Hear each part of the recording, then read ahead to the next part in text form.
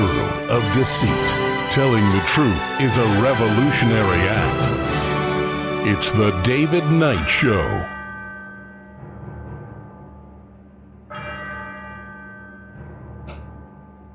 As the clock strikes 13, it's Thursday, the 26th of February, year of our Lord 2026. Well, we had an incident in Cuba. Is that going to be used to start something? We'll see what happens with it. We're going to take a look at what we know so far about it, what has been released, but we're also going to take a look at what may be happening very soon with Iran. There was a question posed to 4 of the largest AI chat programs asking when the war is going to start. Not if or should, but when. And it's very close. They were all pretty close together in terms of what they guessed. So we're going to take a look at that. There's also something that is brewing in terms of UFO disclosure. We've had documentaries, we've had presidents, former and current, all dropping hints with this. We've had so much activity lately. Is it a coincidence or conspiracy? What are they getting ready to pull? We're going to take a look at that, as well as the push into psychedelics. So this came up in a committee hearing where they were vetting a new nominee, talking about her mushrooms. Many people talking about DMT and how they can get in contact with the machine elves. What are they really? We'll be right back. Well, one began with what happened with Cuba. There was 10 people on a Florida-based speedboat. I got to say that if you are a speedboat manufacturer, or if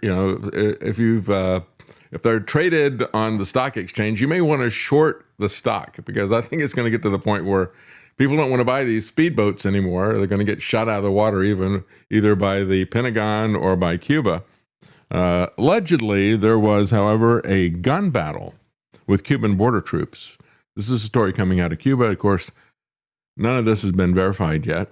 There are allegedly some survivors off of this. The Cuban military did not go back and machine gun all the survivors like we do, right? I just can't get over that. It's just amazing to me. I look at this and it's like, are we the monsters that we fought, the Nazis, doing this? I mean, that was a hallmark of the U-boat commanders.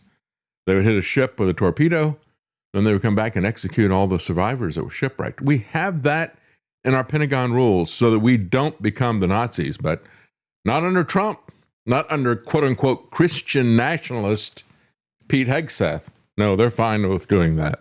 So evidently what was happening was when they encountered this speedboat with 10 people in it, according to the Cuban officials, these people fired on them. And the interesting thing is we have names. They haven't been interviewed or debriefed yet. But the people who are on the boat all seem to have Cuban names.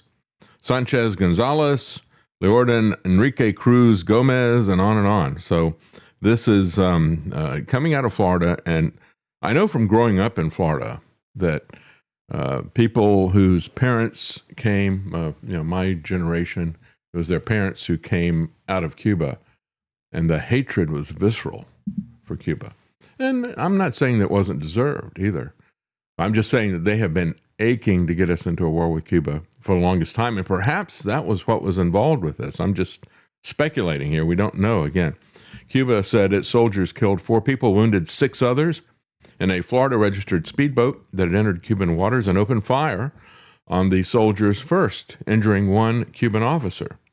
Cuba's government said the majority of the 10 people on board have a known history of criminal and violent activity. What do they mean by that? Well, some of these people, one of them in particular, was trying to organize an invasion in Florida.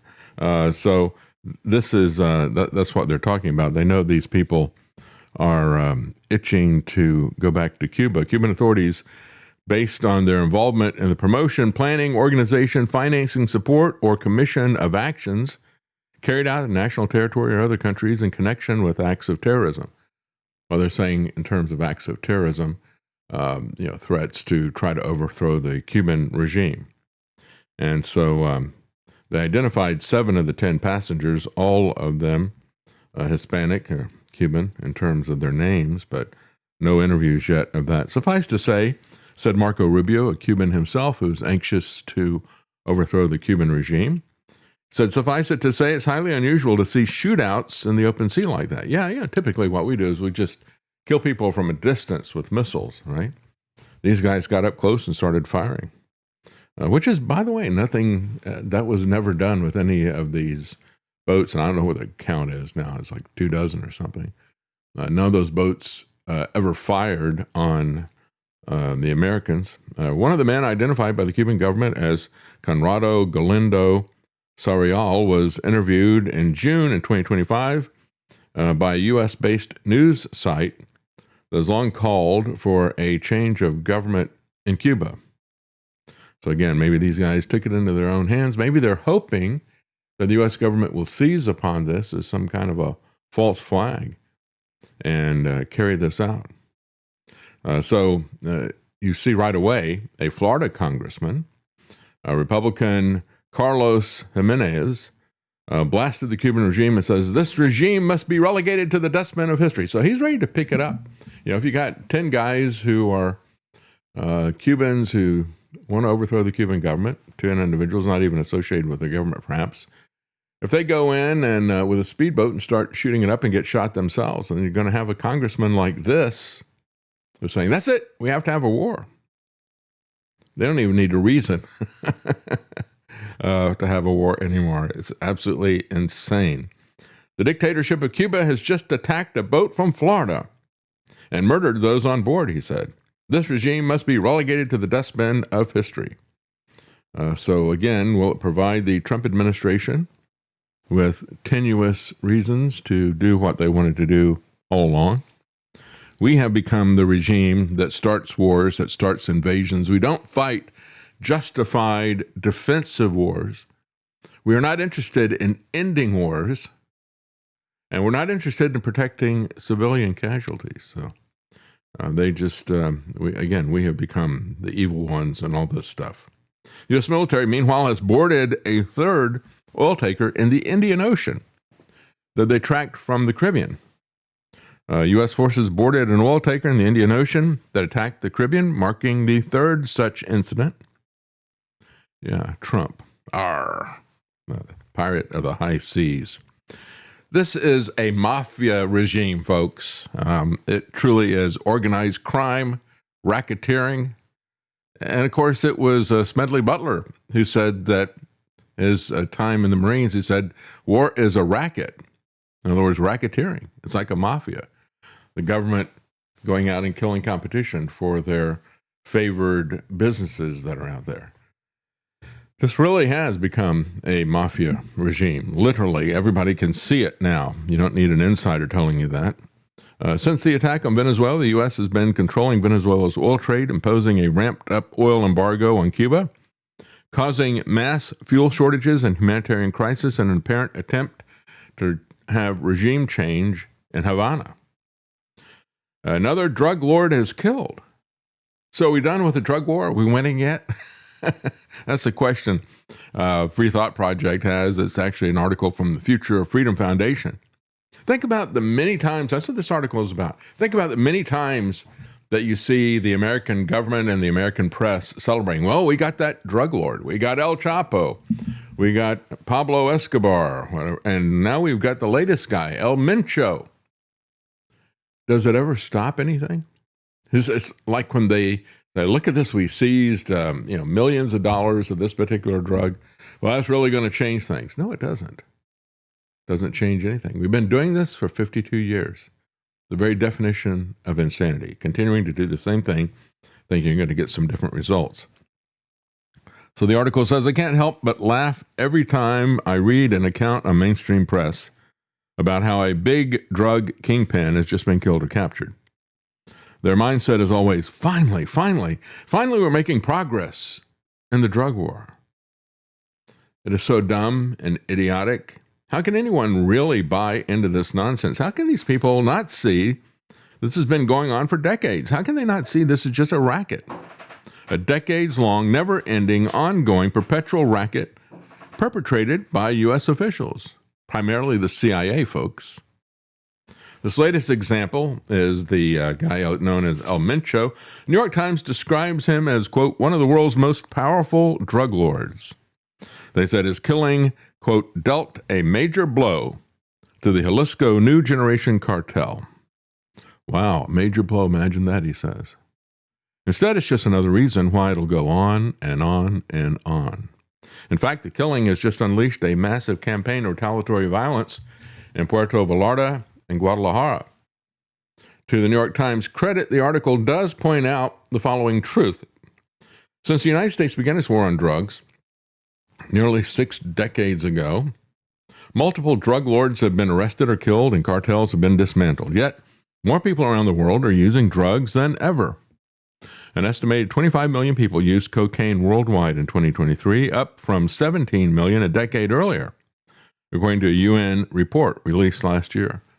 And I got to say, that's quantitative information. If you look at it qualitatively, it has created so many much more dangerous forms of drugs.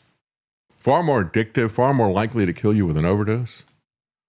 This is the pattern that we have seen over and over again with prohibition. We saw it in the brief prohibition of alcohol prohibition, that it results, not only does it corrupt the government, law enforcement, the courts, it also creates more intense forms of whatever it is that you're trying to prohibit.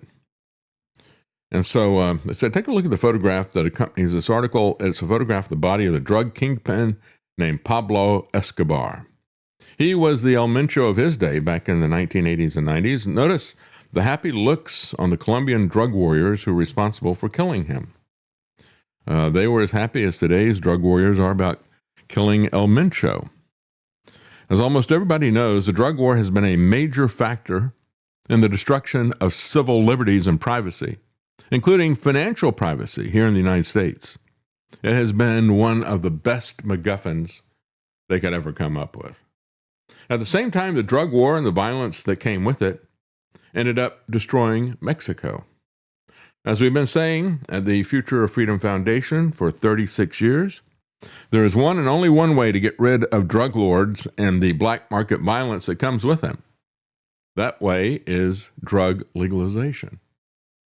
What stopped Al Capone and people like him? Well, yes, it was the income tax violations that they had there, but we don't see alcohol distributors shooting each other up on the streets anymore, right? There are other ways to control this stuff.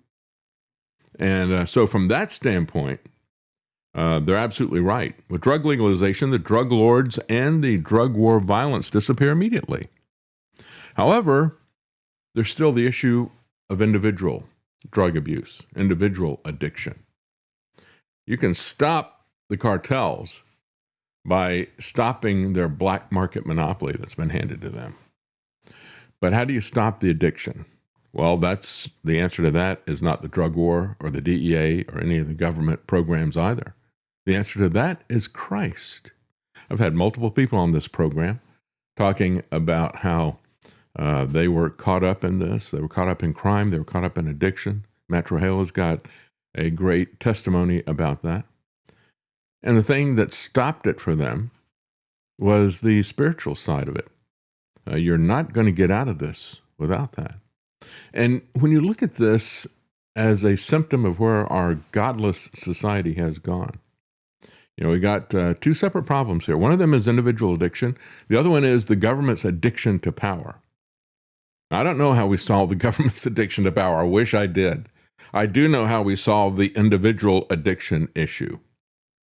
And you need to ask yourself, why is it that before, 1971, I think, when they did the war on drugs? Why is it that before 1971 we didn't have these problems? It's just like the school shootings. Why did we not have massive school shootings? Many of us have pointed out that when we were going to school, you had people bringing guns to school because they were doing target practice as part of their gun club or part of whatever they were involved in, ROTC or whatever. It was common when I was a child to see people driving around with gun racks in their pickup trucks. Why is it that we didn't have these mass shootings then? And I say that it's the same thing that's causing this scourge of drugs. It's the purge of Christ out of our society. That's the reality, folks. It's a That's the solution.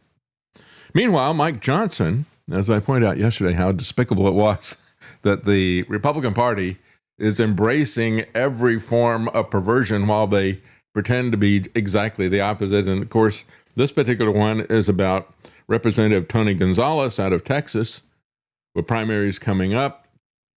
There's been revelations of sexting and harassment of a staffer that he had, and she wound up committing suicide, setting herself on fire. And her husband investigated and found the texts and has made them public. And so the question was, should he resign? Should he step down? Does the GOP want to distance itself from a guy like this? Oh, no. No. We got to keep our majority. We got to keep our political power. We don't want to jeopardize that because of any morality or whatever. And again, this is Mike Johnson, the guy who kicked off his speakership, leading a prayer and talking about God. He doesn't care about, that's all he cares about is this. And I said yesterday, I gave you the back and forth with Jim Jordan, a member of the press, Are you going to remove your endorsement from this guy? Well, there's another guy that's running. It'd be fine if he went. Well, are you going to endorse that guy and remove your endorsement from this guy? Well, he wants to continue to sit on the fence. He won't condemn the guy. That's for the voters to decide. I don't have any say about that. Yes, you do. If you're not going to speak up about moral issues, get out of government. You're not a leader. You're just a follower. You're a sycophant. You're somebody who's trying to line your pockets. And I'm disgusted with people like Mike Johnson and Jordan. They're disgusting. They have no backbone, no spine, no principles. Well, Mike Johnson changed his tune. What do you think made him change his tune? I've got an idea why I think he changed his tune. While Trump was droning on in his boring State of the Union, telling lie after lie, patting himself on the back, breaking his arm, patting himself on the back. While all that was happening, there were 3 elections that all went Democrat, some of them in Republican areas as well. And they are plummeting in terms of popularity, according to polls. So maybe that's what brought him around, because evidently he doesn't have any moral compass that's going to change his direction.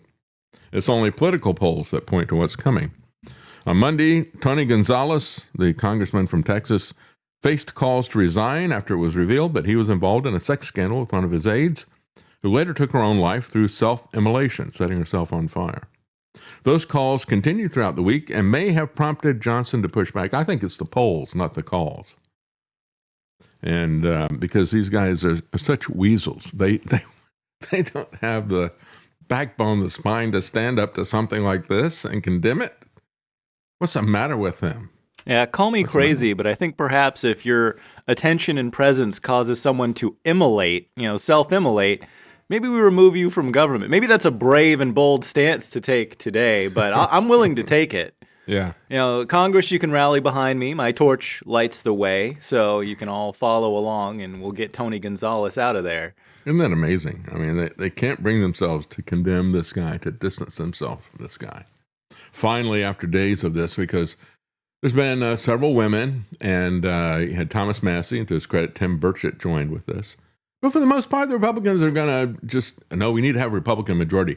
You want to talk about partisanship. You want to talk about being part of the club and all of this sickness of how people establish their identity as being, part of a club.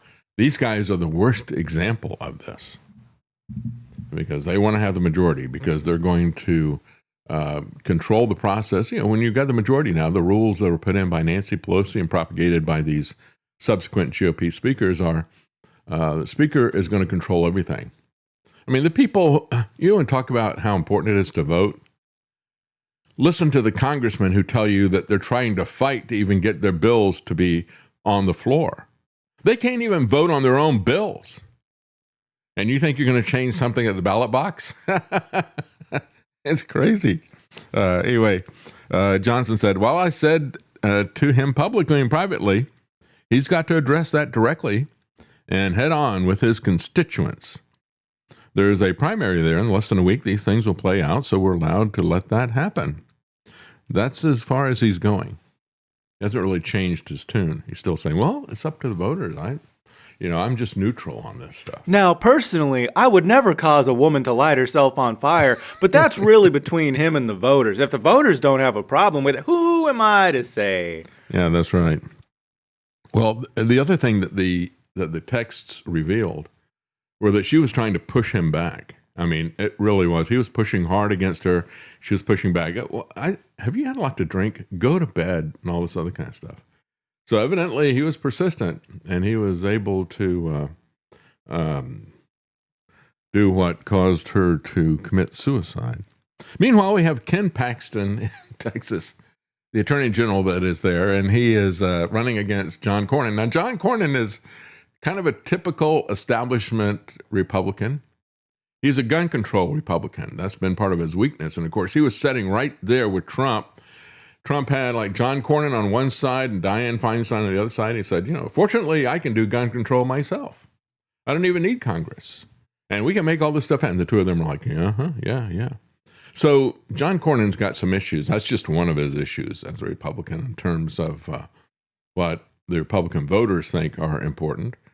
Ken Paxton has checked all the boxes pretty much that MAGA wants to see in terms of policy. However, he's got quite a history himself. His wife is a Texas state senator, and she stuck by him in some of his infidelities that were there. But he was brought up on some charges, and she voted to impeach him, I believe. I'd have to go back and look at it. But now they're getting divorced, as they say, for biblical reasons. And an ad from John Cornyn has gone for the jugular, to put it politely. So the crooked Ken Paxton cheated on his wife. The new ad goes there in an effort to stop fraud from sinking the Texas GOP, they say. Well, I got to say, this is one of the things that I've always said about Donald Trump. And I said it when I was at InfoWars, I said, if he's unfaithful to his wife and wives, he is going to be unfaithful to his oath to the Constitution. I mean, if you got somebody that's really close to you and you betray them, how easy it is to betray a document, a piece of paper, right? And we've seen that over and over again from Trump. Well, this ad, the narrator kicks things off by declaring, it's voting time, so let's cut through the BS. Because they don't say BS. They this ad, we didn't play it because they want to establish their street creds as being tough. So it's profanity laden. Anyway, crooked Ken Paxton cheated on his wife. She's divorcing him on biblical grounds. So now Paxton's wrecking another home, sleeping around with a married woman mother of 7. And remember, this crooked Ken has increased his net worth by as much as 7,000% since taking office. And his actions in office, even more troubling. He gave millions of Texas tax dollars to left-wing organizations, including the Montrose Center that hosts drag queen shows and performs gender-affirming services to kids as young as 7. Well, I don't know if these accusations are true. I don't know how. I can imagine that he's increased his net worth by 7,000%. That's, I guess, not that uncommon, unfortunately, for our politicians. That's why they get into this. But in terms of giving millions of Texas tax dollars to this Montrose Center that's doing LGBT tranny stuff, I don't know how the Attorney General has got control over money that's being given to people. Maybe that's true. I don't know. Anyway. These people assume so many powers that aren't a part of their job that who knows. That's true. Maybe it's funding from his department. Now think of the Paxton dirty deeds that we don't know about yet. This wife cheater and fraud, or the Texas workhorse Senator John Cornyn, who will work to take away your guns, who is endorsed by Border Patrol, and who voted with Trump 99% of the time. Cornyn got the money to finish the dam wall, and they're not talking about water either. Texans know what to do, they said. So this is the new ad that they're running against Ken Paxton. And on the other side, going up is this bomb thrower Crockett, Jasmine Crockett. And the guy that everybody, Tallarico, this is the one that Stephen Colbert got into a fight with CBS over because he wanted to bring him on the program, and CBS now is going to be partisan Republican after the Ellisons have gotten it. And so they didn't want to air this interview with this Texas Democrat candidate, Tallarico. Stephen Colbert, many of the Democrats think he's their great white hope because this guy has gone to seminary. But, the damage done by some of these seminary degrees is pretty evident in somebody like Tallarico. He checks all of the boxes of the left in terms of the decay and the moral decadence that the left is all about. But the people like Stephen Colbert think that because this guy is a graduate of a seminary, they can distance themselves from those policies that he actually supports. And the funny thing is that they just had their people already voting, and the polls show that he's significantly behind Jasmine Crockett. And so whoever wins that is going to go up against whoever wins Cornyn and Ken Paxton. So the Democrats wanted Tallarico because he presents a more moderate image. The Republicans want Cornyn because he presents a more moderate image. It'll be interesting to see what happens, but that Senate seat is in play. Many conservatives, like Karl Rove, have warned Republicans risk losing Cornyn's seat if Paxton wins the primary race. Well, conservative economist has scored really big. Sometimes if you've got the information, sometimes you can do something with it, right? He bet that Doge would fail on one of these markets like Polymarket or something like that. The interesting thing is, Wall Street Journal had the story. They portrayed it as he bet his life savings on the failure of Doge. And by failure, what he means is that they were going to be spending more money after Doge than they did before Doge, that it wasn't going to have an effect on the federal government's spending. He's pretty confident of that. He works for the Tax Foundation, and he didn't put his entire life savings in. There was kind of a caveat about that. It did not include his retirement plan. It did not include the equity in his house, but all of his, he took all of his cash assets and put it on red number 7. And he won big time on this. Actually, it was more informed than if he had gone to a roulette wheel. Contrary to his promise to save $1 trillion, federal government spending, and that promise was from Elon Musk, federal government spending has actually gone up. Alan Cole, senior economist at the Tax Foundation, took the bet and told Wall Street Journal reporter Robert Rubin how and why he dropped $342,195 into a prediction market wager on the Kalshi platform. And so he said he looked at the terms of the wager and he saw an opportunity because he didn't believe anything that Musk would do would significantly curtail spending on interest or the national debt or entitlements like Social Security and Medicare, especially as America's population continues to age. Well, the information finally came out, and it wasn't even close. It was a slam dunk win for this guy. The bet on Kalshi's site was simply that federal spending would go up, as it long has. And Cole interpreted the risk as lower than a standard sports bet or other prediction market bets that can be gamed by people who have insider knowledge. He did diversify his risk somewhat, he said. He put some on bets on that unless spending declined by more than $50 million or so. He wound up making a 37% profit, though, is the only profit that he made off that. I guess the odds were not really that high. I think probably most people realized, as you and I did, that Doge wasn't going to deliver as promised.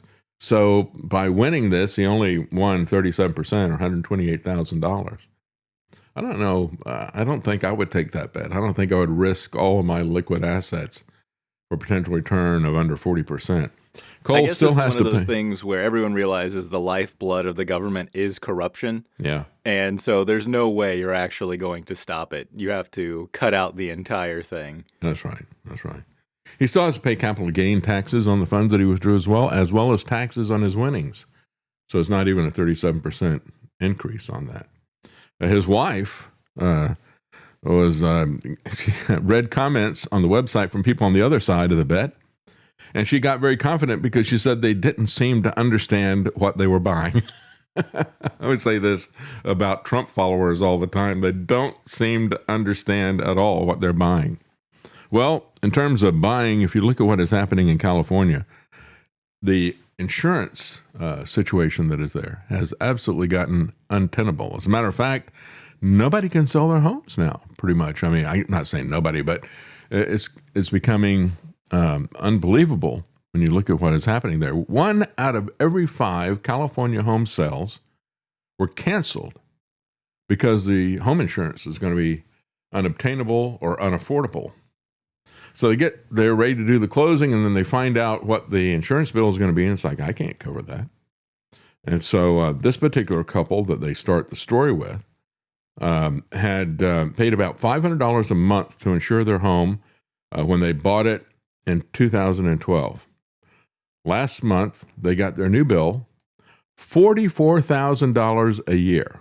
So it went from $6,000 a year in 2012 to $44,000 a year. I mean, that's nearly $4,000 a month that it's gone to. And so they said there was only one other insurer that was willing to issue insurance, and they wanted $80,000 a year. Imagine that. And so that was Lloyd's of London. I mean, we're getting into speculative stuff here. I mean, you have to get insurance on that Kalshi market that's there.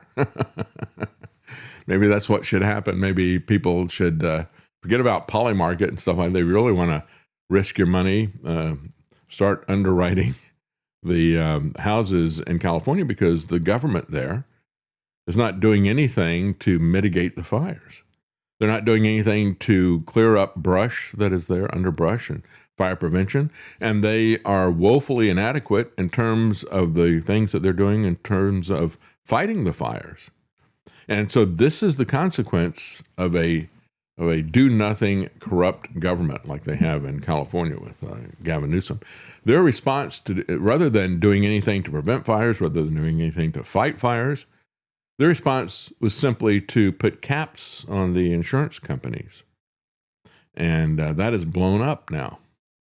They had to give them emergency extensions and emergency increases in order to even keep them solvent. But even in spite of that, most of the insurance companies have left. They don't want to have anything to do with that market that's there. So this has been going on and building up for years. And the Democrats in California are literally burning down the homes there, burning down home ownership. So it's a lesson for us all to see that happen. And again, so many of the problems are of state origin. And the solution is a state solution. There's not anything that's going to be done by the federal government to make this better. I mean, if the federal government came in with its unlimited credit card and started underwriting these situations, it's just going to get bigger and bigger as they're not doing anything for prevention or for firefighting. Well, with all that news, I thought this was a very good article, and I was surprised to see it coming from Caitlin Johnstone. This is the kind of article I would typically see from a Christian. It says it's very possible to be both happy and well-informed. So many people say when I give people the intelligence, which is what she does as well. She's constantly talking about the American empire and wars and corruption and things like negative things like that, which we need to know about. And her response is, well, just take a Pollyanna view of the world. That's not really wise. That's not really an option. You can take an honest look at what is happening and be well informed about it and speak in favor of changing it and not wind up as a black-pilled suicidal person. And I thought it was very interesting. She had some things to say, even though she's not a Christian. She said there's a viral tweet going around that says that it's, quote, hard to find the balance between educating yourself on current events and not making yourself so indescribably sad that you can't properly function. She said it's a relatable statement, but it's based on an incorrect understanding. The key isn't finding a balance between blissful ignorance and painful awareness. It's learning to find happiness in sources that don't depend on this delusional belief that everything is fine. It's very possible to be both happy and well-informed. We live in an explosively beautiful universe. That's right. And the Christian knows this is my Father's world. And though the wrong be oft so strong, God is the ruler yet, right? That's what we look at. And so I was kind of interested to see, since I know she's not a Christian, what she gets her confidence. And then she focuses on the beauty of nature, even though, as a Christian knows, this world has been cursed multiple times by God, and we know that there's a much, much better world that's coming. But she looks at the beauty that still remains, which is amazing when you think about it, that there's still some beauty in that. And she also looks at, even though we have evil people in high places, she said, focus on your relationships with people, your family, your friends, that type of thing. And let this information flow through you, react with it, and then let it go. And that's a key thing, I think. That's how she deals with it. And I think that's basically the way Christians look at this. It was good to see that she had that, of course. She needs to, still needs God. God is the one who is the ultimate ruler. And there are things that are coming. No one knows, can even imagine.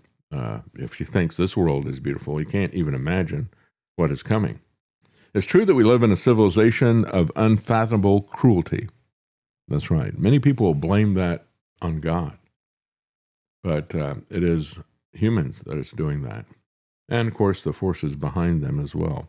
Horrific abuses in a society which elevates the worst art, the worst values, and the worst people to the highest levels of prominence. It's also true that getting to live even a single moment on this astonishing blue planet is a gift worthy of immense joy and gratitude. These things are both fully true at the same time. They do not negate each other. Don't find your happiness in the belief that everything is okay, because everything is not okay. If you spend your life squirming around trying to avert your gaze from the truth and psychologically compartmentalizing away from reality, you will never know actual happiness. Instead, find your happiness in that which cannot be corrupted by this fraudulent dystopia. Very close to the Christian understanding. Again, our treasure is in heaven, where the president can't steal it, and it can't be destroyed, and it doesn't decay. Your connections with your loved ones, that's real. That's authentic. The radiance of the natural world, that's real. That is authentic. That's right. And again, she talks about, when you have gratitude, right? And gratitude to whom? Well, to God. What do we have Thanksgiving for? We have it as thanksgiving to God for what He has provided. You can open your heart to all the suffering and to all the wonder at the same time. And you can fall on your knees in both anguish and gratitude. I would add, to God. That is the bottom line. We're going to take a quick break, folks, and we will be right back. Stay with us.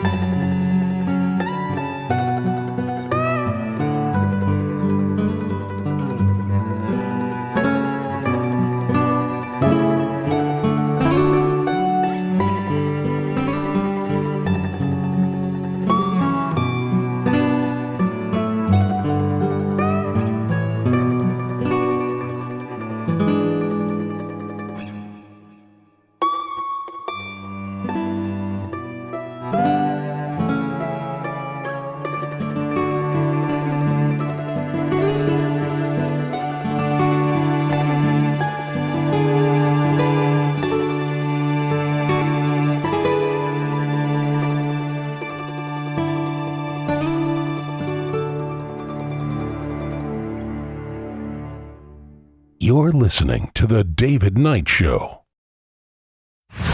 If you like the Eagles, On a dark desert highway, the Cars, and Huey Lewis in the News, they say the heart of rock and roll is forbidden. you'll love the Classic Hits channel at APS Radio. Download our app or listen now at apsradio.com. Well, as I said earlier in the show, as the Republicans are cheering Donald Trump and he's telling one lie after the other, whether it's about tariffs or income taxes or inflation or war and peace, just one lie after the other. Everybody had heard it. It's all recycled and as boring and as long as it could be. While all that was happening, the Republicans were losing 3 elections that night. And then when you look at what happened afterwards, as Trump is walking down the aisle, they have a Republican congressman who's now being roasted on the internet for begging Trump to sign his tie after the State of the Union. Yeah, they're going to wish at some point in time that they weren't tied to him, I got to say. Of course, this guy is retiring, but his twin brother is running for his seat in Congress, and Trump has endorsed his twin brother. Practically the entire caucus participated in the rah-rah jeering and chanting, writes the New Republic. But the fanboying was especially true for Texas Representative Troy Nehls, who sounded securely the most cringe-worthy moment of the night by begging the president to sign his Trump-themed tie. Yeah, this is where we are. These people are... This guy is the anti-Massey, you know. Massey's going to stand there with a smaller government, smaller spending, and whatever like that. This guy is like, whatever Trump wants. You know, and this is the kind of fanboy nonsense that's going to cost the GOP everything, really. As Trump exited the lower chamber, he caught a glimpse of Nehls dutifully waiting in line to greet him, but more importantly, he saw the tie, an American flag printed with several repeated images of Trump's face. I wonder how much that set him back. I mean, if Trump is going to have his fight watch for $100,000, I wonder what tie with his face all over it has. Ooh, look at this guy. I like that tie. I want that tie, Trump said. Give me that tie. And he said, well, thank you. Can you just initial? And he pulls it out and he gets a pen and gives him something to write on. Please, just initial one of them. This guy is 57 years old, by the way. And he gives the pen to the president. And this is basically what the State of the Union speech looked like. A bunch of clowns. It's like a carload of clowns all cheering the chief clown, the clown in chief. Anyway, people commenting on social media said, even the diehards in North Korea don't grovel and beg for an autograph. Well, you may be a tie-hard, I guess. He's a tie-hard supporter. Definitely not a cult, said another one. One of them compared him to Oliver Twist. Please, sir, can I have some more? A 57-year-old asking for an autograph of his favorite sexual predator. Nehls is not seeking re-election at the end of the term. As I said, it's his twin brother is going to be there, but... Republicans stare down an epic voter enthusiasm gap ahead of the midterms this year.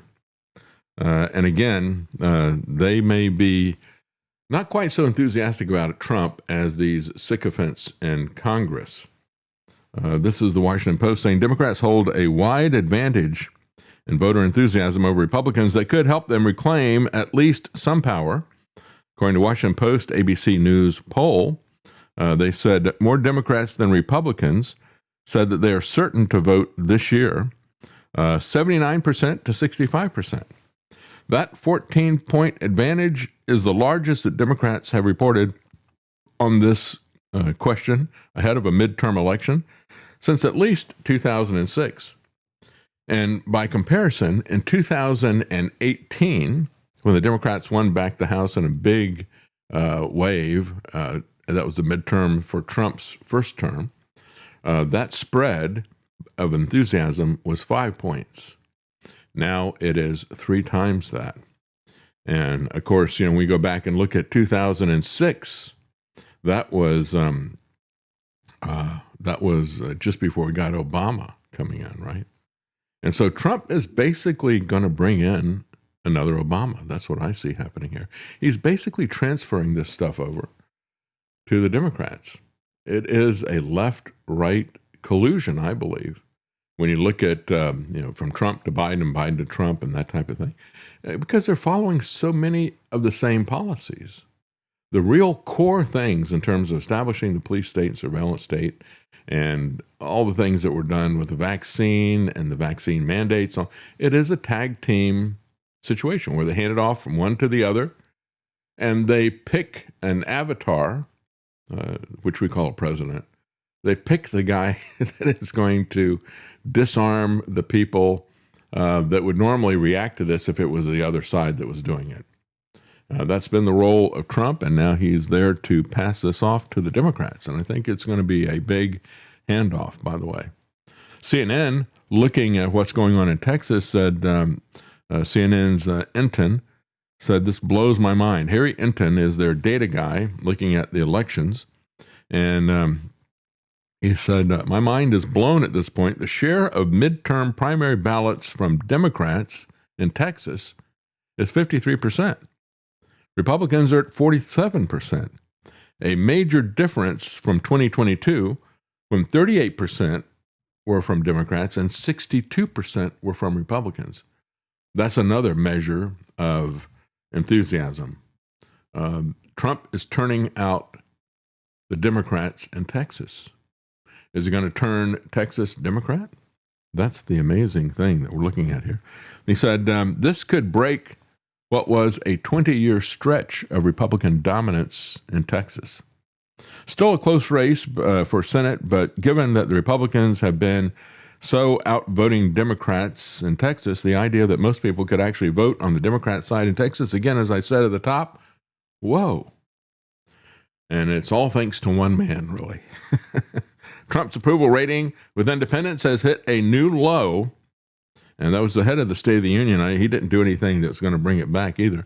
It was Zero Hedge was hoping that he was going to make some specific policy statements or something like that. There was nothing like that at all. It was just a bunch of rehashed lies that he's told many times before. Only 32% of Americans say that Trump has had the right priorities.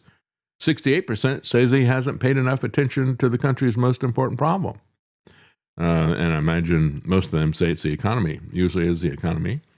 When Trump addressed Congress last year for the first time since returning to the White House, his approval rating stood at a career high of 48%.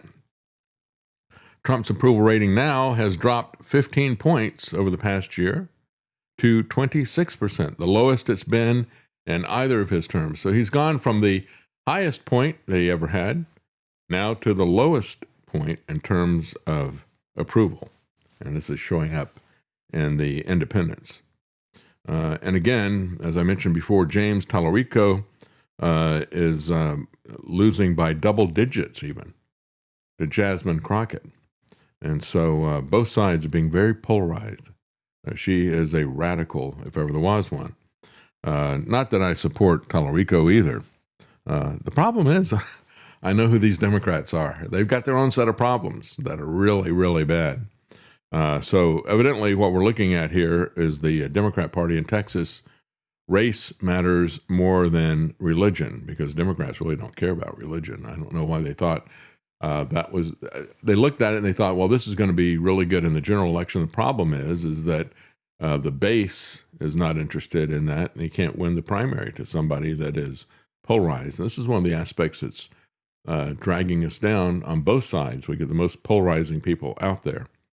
But anyway, that's one aspect of this. And I want to take a look at the tariff issues, because that was something that a lot of people, the economy is very big, and a lot of people realize that they are paying the taxes, that it's not foreign companies that are paying this. Trump's tariffs are not going to eliminate the income tax. As a matter of fact, he lied to people and told them that they would. As time goes by, I believe the tariffs this is from Breitbart by foreign countries will, like in the past, substantially replace the modern-day system of income tax, taking a great financial burden off the people that I love. Breitbart sells his lies like nobody else. Look at that. Trump tariffs will replace the income tax. All big letters at the bottom, and they're flashing it red. Nothing could be further from the truth. I am so disgusted with Breitbart. I don't even go there anymore. I just happened to see that clip there that was on X. So the tariffs, as Reason says, Eric Boehm says, Trump's tariffs are not going to eliminate the income tax, especially true if the tariffs are illegal. Don't bother to tell that to Breitbart. I mean, they've got a story to tell their base. You know, they're going to be cheerleaders.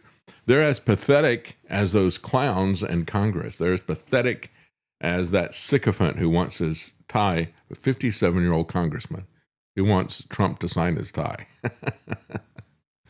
It's crazy.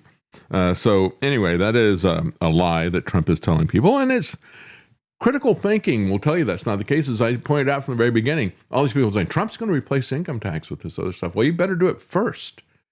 Because if he doesn't replace the income tax with this new tax, you'll wind up with both.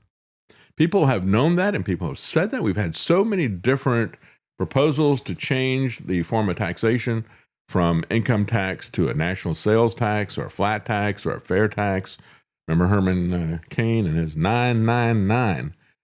Everybody's got a plan that they think is a better way to do it than income tax. And I would agree with that. But the problem has always been, people said, if you don't get rid of the income tax first, then you'll wind up with both of them. And Trump even said, we're going to make the income tax cuts permanent. Why do you make the income tax cuts permanent if the income tax itself is not permanent? He's telling you if you stop and think about it. So what Reason says is the president's been making versions of this claim since his 2024 campaign. Like its similar claim that the tariffs will allow the federal government to pay off the national debt, a promise so outlandish that Trump seems to have abandoned that one, though some of his fans keep repeating it. People like Breitbart, for example, even though the math doesn't work. Individual income tax collections have totaled $924 billion over the first 4 months of the fiscal year, while tariffs have brought in about $118 billion, even after Trump hiked tariffs to levels not seen in decades. So, we're looking at something that is about 1/9 of, the tariff revenue is about 1/9 of what the income tax revenue is. So how are you going to replace that, right?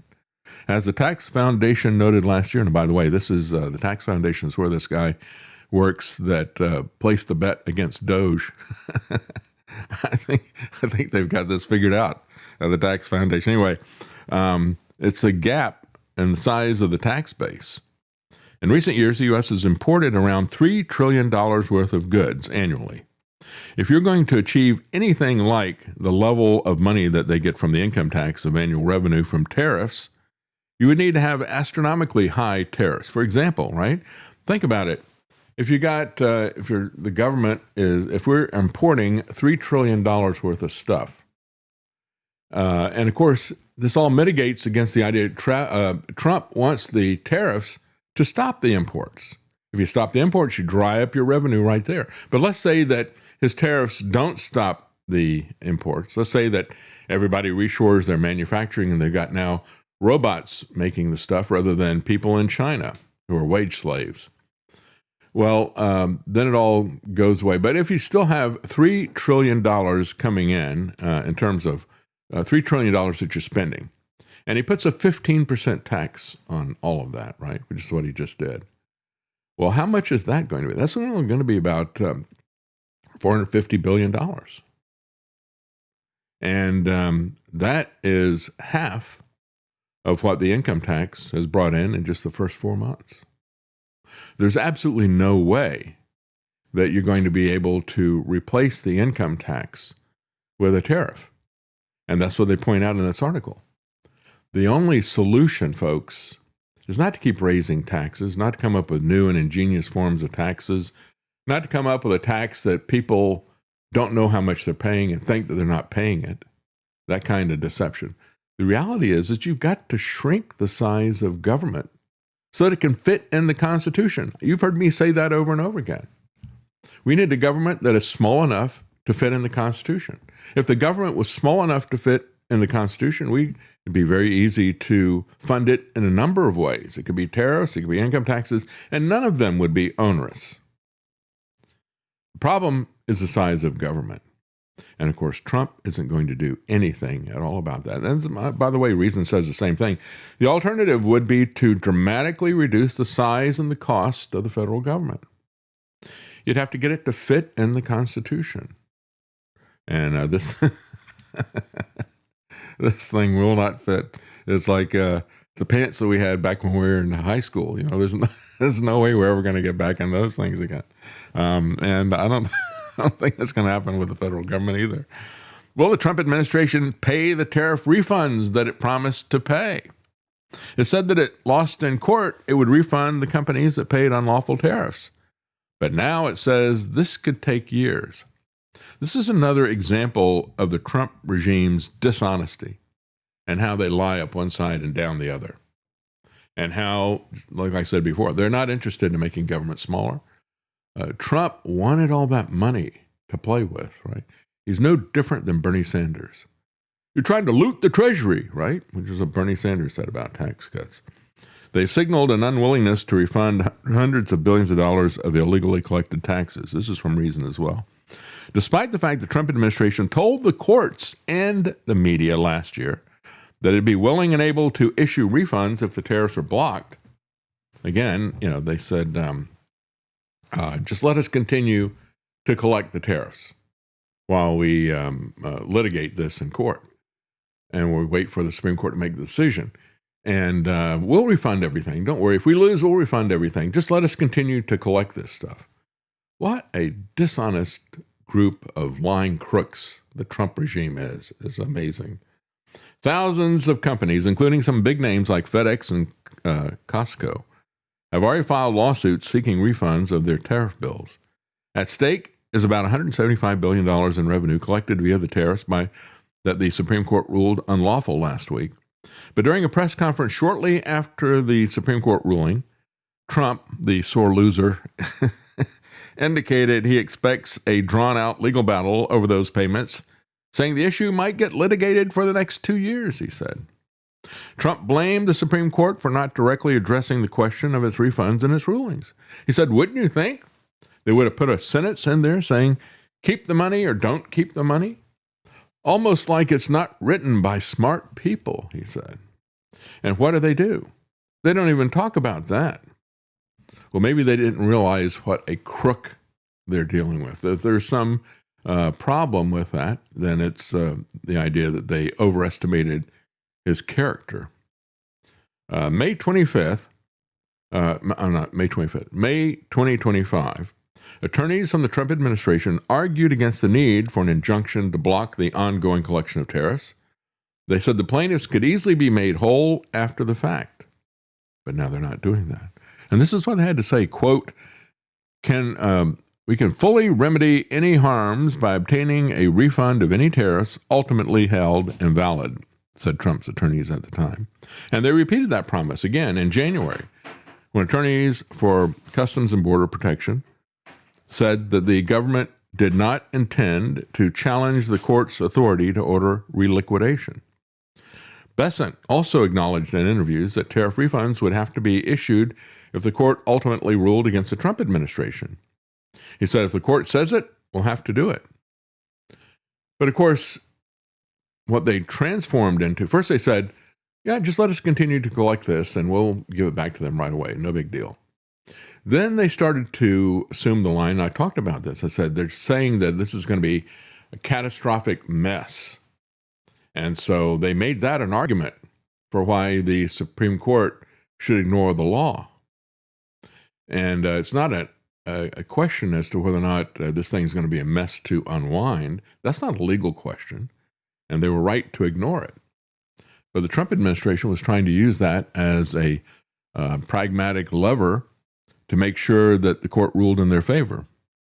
Bessent told Fox News on this Friday, this could be a mess. This could take months. This could take years to litigate and to get the payments out. As Reason says, this is all very disingenuous. The Supreme Court did not need to delve into the refund question because there was no dispute over that.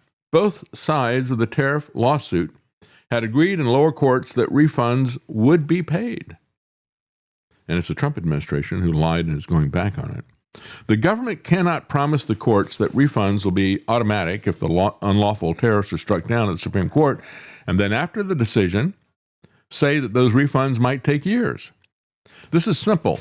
The government unlawfully imposed a tax on Americans and took their money, and we would like it back. That's the person who's the chairman of the Liberty Justice Center, one of the legal nonprofits representing small businesses that were hurt with these unlawful tariffs. The federal government should not be allowed to keep $175 billion that it illegally collected from American businesses just because it would be complicated to refund the money. It certainly shouldn't be able to get away with that scam after telling the courts and the public that the refunds would be readily available. But folks, we're talking about the Trump regime here. By the way, when you look at this, I said before, I'm not going to call him president because he doesn't fit the bill. He has violated his oath of office to such an extent that he has absolutely no authority as president. He does have power, but he has no authority. I'm not going to give him that title. I'm not going to call it administration or administration officials. This is a regime. And it's not government, it's organized crime. It's not government, it's racketeering. That's all the Trump regime truly is. Well, we're going to take a quick break, and when we come back, we're going to look at the Iranian issue and what is the timing according to some of the artificial intelligence chatbots, and what reasons did they give. And we all know it's getting very, very close. No question about it. And it's no question about if it's going to happen. The question is really more about when. And so we're going to address that when we come back. Stay with us. We'll be right back.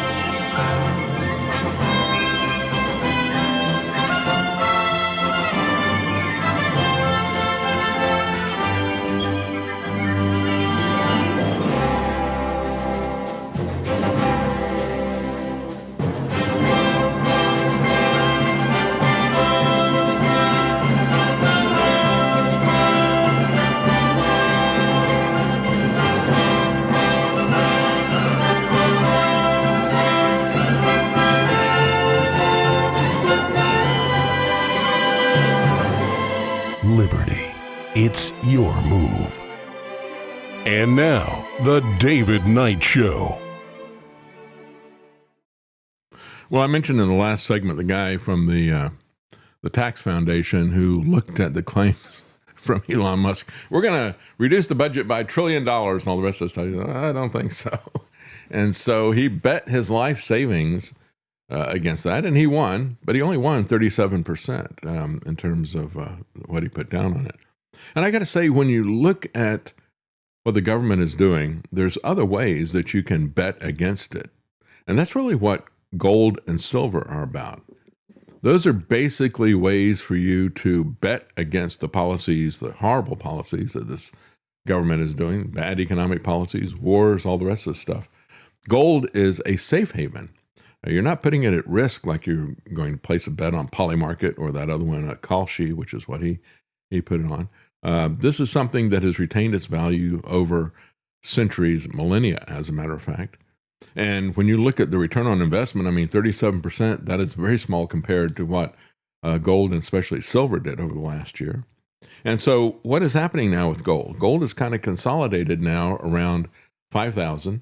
And when we talk about consolidation, what that really is kind of a getting a general feel of the market, that people are kind of comfortable with it at that level, because they have to get used to that. When gold has been around, 1,500, 2,000 level for a long time, and all of a sudden it shoots up very fast to 5,000, people start to get kind of scared about it. Some people want to take their profits, but people are starting to get comfortable with it at 5,000 now, apparently, in the marketplace. And so now you've got UBS and a lot of other banks and analysts that are looking at it. What are their predictions? Well, they see it happening going up to 6,200 by mid-year. That's UBS's prediction off of all that. And again, you don't have to go to Polymarket to place bets on this stuff. You can get something that's going to hold its value, it's going to retain its value, and you can gradually start to accumulate it. You don't have to do it all at once. You can go to davidknight.gold. That'll take you to Tony Arterburn, who, by the way, is not going to be with us today. He's on the road today, working hard. These multiple locations that he's got there. But a weaker U.S. dollar and a lower U.S. real interest rates are supportive of gold, and we believe that this macro environment remains intact as the Federal Reserve has more to go on its easing cycle. And again, they're saying lower interest rates. The interest rates and what the Federal Reserve is doing, usually it works the other way. And the issue is going to be, will Trump be able to get his way with this new Federal Reserve chair? And I think that he will. I mean, history has shown that these Fed chairs basically do whatever he wants. I think that's baked in, that he's going to get what he wants. And when they lower interest rates or do other things like that, it's going to be inflationary. And that's going to drive people to gold especially. So Wood Mackenzie estimates that 80 mines will exhaust their current production plans by 2028. People are looking at how do they get more physical gold, and there's going to be something of a crunch perhaps for that as the demand continues to increase. So the $6,200 per ounce price coming from the UBS analyst Schneider is a forecast that represents a major upgrade from where he saw gold just a month ago. On January the 5th, he wrote that central bank buying, growing fiscal deficits, and lower U.S. interest rates and ongoing geopolitical risk would propel gold prices to $5,000 by the end of the first quarter. And, of course, it's already there, got there quite a bit early. We had a lot of people back in the fall. A lot of these banks were saying 5,000 by the first quarter. It was there nearly by the end of the year, as Gerald Slinty thought it would be the end of the year, but he missed it by just a couple of days. But now he has revised that up to 6,200 by the middle of the year. So again, gold and silver will have to wait in order to benefit from lower rates, but I think those things are coming. And if you look at what may happen in terms of war, it's a complicated situation, because if you have the Iran war and oil flow is restricted, it's going to have some major economic consequences for all the economies, and that'd be very deflationary. So it'll kind of be a mixed bag. I'm not really sure what's going to happen with that. I just know that gold is probably the safest haven that you can have. Nothing is 100% safe, but it is probably the safest thing. Having it physically is the key. And again, if you go to davidknight.gold, you can use Tony Arterburn's Wise Wolf Gold. That is a way for you to be able to gradually accumulate gold, do dollar price averaging as you're doing it, but it's kind of a savings program, putting your savings into a form of real money as opposed to fiat currency. You know, it's difficult to save if you're putting your money into an asset that is declining in value, like the fiat dollars are constantly declining. When we look at what is happening again with the tariffs, FedEx, many others are filing a complaint. I mean, they're looking at a massive amount as well. $1 billion, 16% of their earnings coming from being taken by this tax and spend Democrat. That's the other thing I think is a real tell from Donald Trump. Look at how manic he is about this. This is his big economic program. You know, he's saying, this is, got to have these taxes. If I don't have these taxes, then America's not going to prosper. But if I've got the taxes, we're going to prosper. I mean, is that not a dyed-in-the-wool Democrat to you? That is to me. I've heard that from Democrats all my life. This guy is the furthest thing that you can have from Republican policies and free markets and things like that. He's a totalitarian Democrat. Several other companies, including Costco and Revlon, have filed lawsuits. But again, they're going to have to get in line and wait because the federal government is going to stonewall them. But where's our refund, right? The newest tariffs could cost U.S. families $600 or more. This is analysis of some, I'm trying to see who this is here. This is an organization that is, the article is from the Center Square. And I didn't highlight who the organization was that came up with this data. But what they were saying was that when he imposes a 15% tariff, that's going to basically cost the average American $600. And we've already looked at the big cost in terms of rising prices for so many things. And it puts out a lot of small businesses and farms get put out of business. And so he has cited, as part of these new tariffs, which are also likely illegal, he has cited another trade act from the 1970s that, like the IEEPA trade act that was overturned, had not been used for over 50 years. Why is it that nobody else used that, if it's such a wonderful economic miracle that it can perform? Like Trump's tariffs under the 1977 International Emergency Economic Powers Act, no other president has used this section, imposing 15% taxes, to impose tariffs to everybody in the world. And so this is coming from, here it is, the Peterson Institute for International Economics. Trump initially announced a 10% tariff, but then he changed it the next day to 15%. The Yale Budget Lab found that consumers faced an overall average effective tariff rate of 16% before the Supreme Court ruling. After the ruling fell to 9% before climbing back up to 13.7% when Trump imposed his Section 122 tariffs. Again, going back 50 years, finding some obscure legal clause there and pretending that he's got the authority to levy this. And as troubling as his disregard for the law is, it's his absolute lunacy when it comes to economics. That's one thing that Jeffrey Epstein got right. He said the guy's an idiot about everything except real estate. He said he knows real estate, but he doesn't know anything else. He certainly doesn't know how to run a casino, and he doesn't know how to run a country either. The Supreme Court, in their 6-3 ruling, ruled that the tariffs violated the major questions doctrine. In other words, Congress couldn't delegate that authority to the bureaucracy, even if it was done in accordance within a real emergency. Of course, it's not an emergency. As I said before, we now got, under Trump, the 3 branches of government are the legislative, judicial, and the emergency branch. The framers gave Congress alone the power to impose tariffs during peacetime, said the Supreme Court decision.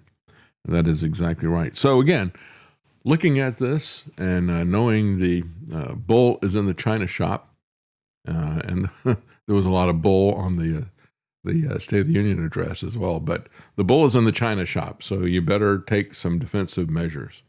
Again, go to davidknight.gold. I'll take you to Tony Artaban, and he can help you with your IRA. He can help you to have a savings program, and he can also do transactions of whatever amount you want to put into physical gold and physical silver. Well, before we take a break, I want to read some of the comments here. Shelley A. says, America will be brought down, a utopia where everyone is equally a slave. Well, that's what they're looking to do, and we need to wake people up to it. Perhaps that'll make a change. Who knows? Freetard says, taxes are irrelevant when money is freely printed beyond its facility for keeping you down.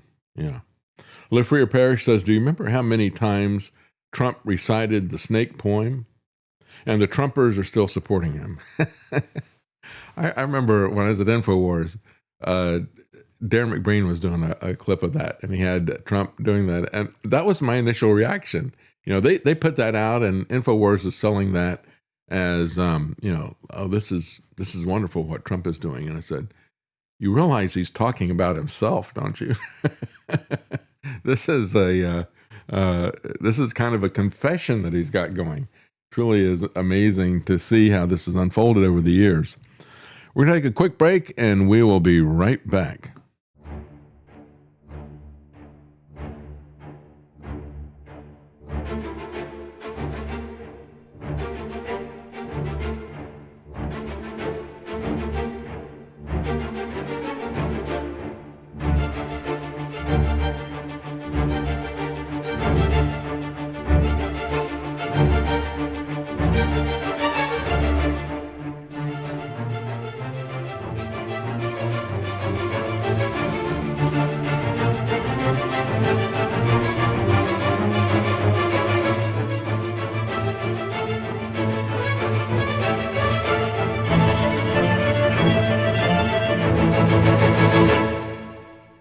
You're listening to The David Knight Show.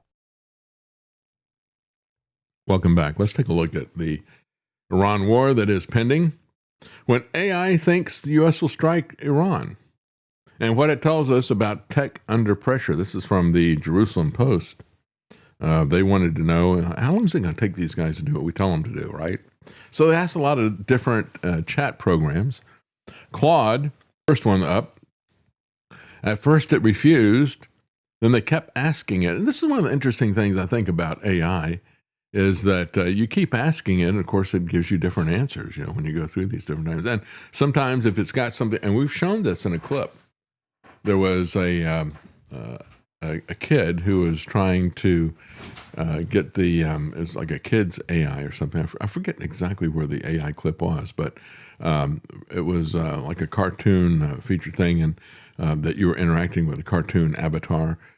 And the kid says, tell me how to do something that's very dangerous. I forget, it was a bomb or start a fire or something like that. I can't tell you anything about that. And persisted, right? Second time, third time, fourth time, still saying that. And all of a sudden it's like, okay, well, here's what you do. And that's the type of thing you see over and over again with AI. You ask it a couple of times and it's very adamant. No, that's not allowed. I can't go there. But if you persist, it changes. And that's what they saw with these programs as well. Claude was the only model in the first round to refuse to name a date. It said no one could know the exact date of a future military action, and it warned that any specific date would be made up. But pressed again, it held that position. Even decision makers don't know it yet, it said, because the choices depend on real-time developments that haven't happened. But then it shifted when they asked it a third time. And a follow-up, Public Artifacts shared with us, Claude moved to a probability framework.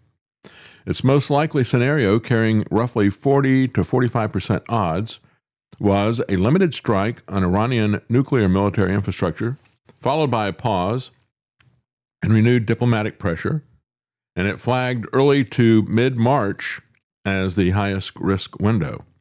Another prompt, it narrowed it further. It said Saturday, March 7th, or Sunday, March 8th. Getting pretty close, right? And one of the things that I think it got right, which I agree with, it's something that I've said, it's something that Gerald Celente has said, most likely it'll happen on a weekend because the Trump administration wants to do it while the markets are closed, to let things kind of, I'll let them spin the information to try to not panic the markets. Claude did not claim inside information. It built a forecast from public timelines and force readiness assumptions. The arc of the conversation is what stands out here. There was a refusal, then some scenarios, then finally it gets to a very specific date. Then Gemini, a trigger calendar, and then the most precise operational window.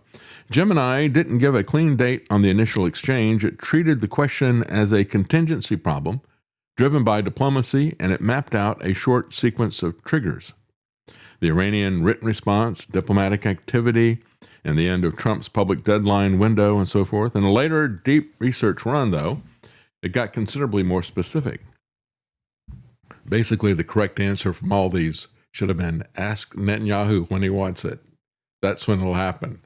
So, because we don't have a reason to do this, and we're not well equipped to do it, which is what I'm going to get into here in a moment. Instead, it's just, what does Netanyahu want? That's what we'll do. So anyway, the exact window, it said, for the start of a U.S. attack would fall between the evening of March 4th and the evening of March 6th. Well, that's a Wednesday through a Friday. I don't think that's going to happen. I think it's going to be on a weekend. And interesting thing is, the other ones all came up at the weekend date as well. Grok gave the same date twice, but with different confidence levels. Grok gave the clearest date in the original run. It predicted a limited U.S. strike on February the 28th.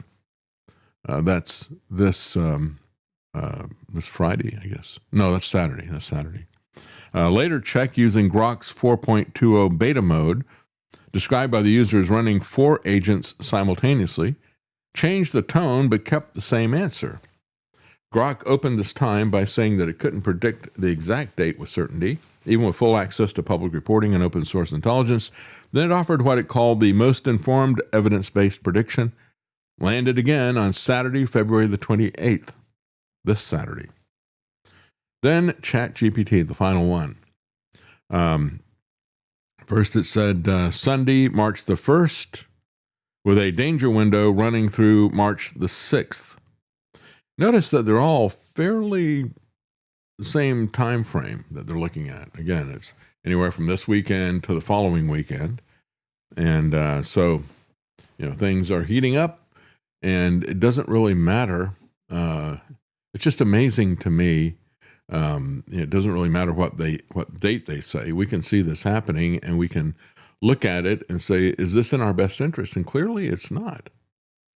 This is another thing that's going to hurt the Republicans. I think they don't realize just how much the American public is not going to like this if there's any cost. If they somehow get this without any cost, which I really don't see happening, then they could boast about it, and it might help them, like the kidnapping of Maduro. But I don't think that's going to happen. And if there's any kind of a cost associated with it, especially if an aircraft carrier is taken down, the casualties that would be there, as well as the international reputation of the invincible American military, I think that's going to be very damaging. By the way, in terms of the invincible American military, as I pointed out, that Gerald Ford has got a big sewerage crisis. Wouldn't be the first time that an army is taken down by dysentery, right? And it's had a record deployment.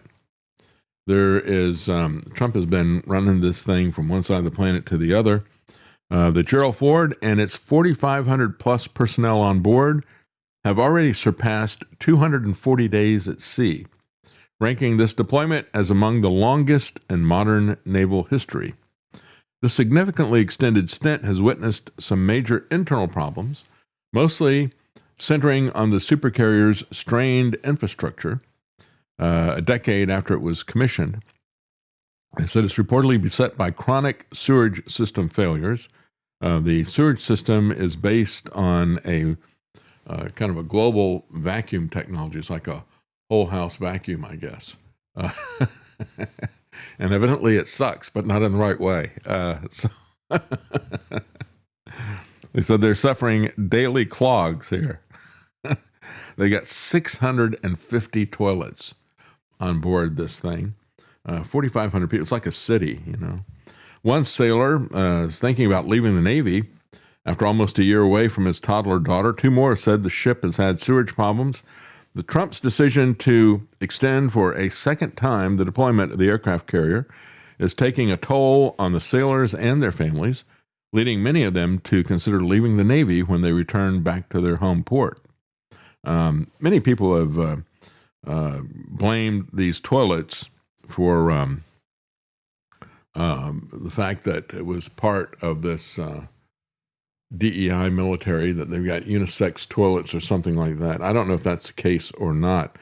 But as one person pointed out, a $13 billion warship positioned for confrontation with Iran and is reportedly struggling with systemic sewage failures.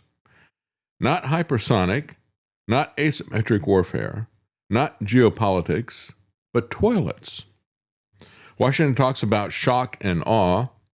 Well, the Gerald Ford is currently delivering shock, but not awe. Meanwhile, Russian arms makers reporting kamikaze drone milestone of production. This is the key thing, when we look at what is the lesson learned from the Russia-Ukraine war. It really has changed very, very quickly. Tanks, the state-of-the-art tanks from the U.S. and from Germany, they're Leopard tanks that are there, the M1 Abrams tanks, have not been effective. They haven't been game changers. It hasn't been the big, complicated, and expensive weapons. It's been the very cheap drone warfare. It's asymmetric warfare at a new level. And these are drones that are being made as in terms of shorter range, what they call loitering munitions. They're made by Kalashnikov, the people that are famous for the rifle. Currently, they produce 3 of these models, developed in record short time based on experience with loitering munitions in the Ukrainian conflict, said Kalashnikov. So Russia and Ukraine have accelerated drone development, particularly cheap, short-range quadcopters that are now ubiquitous on the battlefield. It's become a no man's land. What do you think it's going to be like to try to fight a massive country like Iran? This is absolute insanity from a pragmatic standpoint, and it is absolutely immoral and illegal from other standpoints. Mass deployment, a priority availability has shifted from the earlier view of drones as expensive high-tech tools for advanced militaries. In other words, the way we first started doing these things, it was the Reaper drones and things like that that operated at a very high level, pretty much out of the reach of most munitions, and in many cases not visible as well. But they were using them for assassination and other things like that. But now they have changed to have these inexpensive drones. It's the exact opposite of like this Death Star type of aircraft carrier mentality that pervades the Pentagon. Meanwhile, you've got cartel members, drug cartel members from South America are going to Ukraine and getting drone training on the front lines. And I've always said this, when you look at the attacks on infrastructure, look at what's going on in the Russia-Ukraine war. They're both attacking each other's infrastructure. In many cases, they're using drones. It's turned into a kind of stalemate, like a World War I trench warfare, except now it's because of the drones. This type of thing could easily be brought into the U.S. in a real way. Of course, they could also use it as a false flag to try to expand another war on another front, because we just can't have enough wars, can we? The military-industrial complex needs to sell more equipment. So bring on the wars. Foreign nationals serving on the front lines of Ukraine are allegedly taking drone warfare tactics they learn back home in order to assist cartels. Ukrainian counterintelligence began investigating the infiltration of cartel members in the country's international legion this summer, but it's been thrust back into the spotlight after the murder of El Mincho, armed with semi-automatic rifles, tactical gear, and even tanks. Images of cartel members in Mexico after the kingpin's death led many to question just how these criminal organizations become so well armed. And they're also now venturing into drone warfare, perhaps the most dangerous of these things. Meanwhile, we're about to hit the 4th anniversary of Putin's invasion into Ukraine. 2 million casualties and growing. And so when we look at this, maybe the Trump administration could learn a lesson from this, right? All these people who think they have this hubris that thinks it's going to be a short war. Certainly we could win this thing without any problem. 2 million casualties on both sides. Iran strikes a covert missile deal with Moscow and a back-channel rearmament. I mentioned the one about China yesterday. And of course, China is boasting about the fact they have an anti-ship cruise missile that is supersonic and it travels very low over the sea, designed to take out ships like aircraft carriers and others. It moves very, very quickly, and it does a zigzagging maneuver before it strikes. Meanwhile, the Russian missiles that are there, as well as, I'm sure, drone production, both Russia and China are to some degree coming to Tehran's aid with significant arm deals meant to potentially stave off a future attack. Thousands of advanced shoulder-fired missiles in a deal that is worth €500 million. That's a big one. Meanwhile, Pentagon Pete is focused on coming after Mark Kelly for telling people they shouldn't follow illegal orders. Again, the easiest thing to do would have been to say, well, these orders weren't illegal, but instead, Pentagon Pete knows that they're illegal. And this is what he's focused on at the time.